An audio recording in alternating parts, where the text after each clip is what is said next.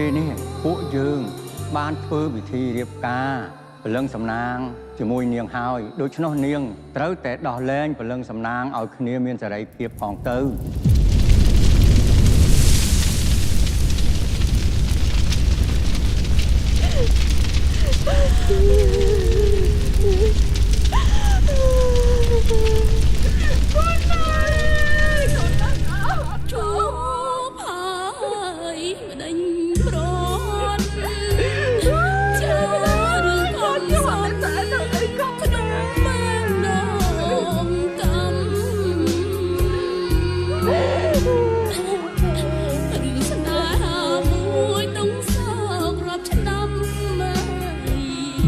អាត្មាដូចជាអត់តន់ឃើញញោមសំណាងមកដល់ទីនេះទេ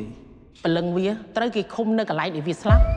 គេមិនអោយព្រលឹងវាចេញមកវិញបានទេពួកឯងទាំងគ្រួសារនេះត្រូវប្រយ័ត្នឲ្យមែនតើ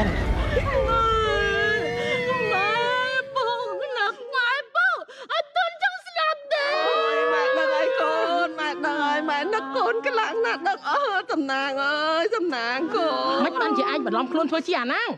ឯងចង់បានអីត្រូវតែរៀបការអញជាមួយវាបានបើមិនចង់ទេ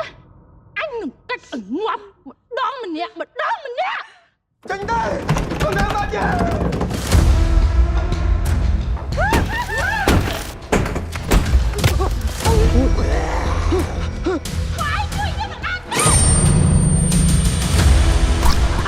ពួកមានពួកគេនៅទីនេះធ្វើស្អី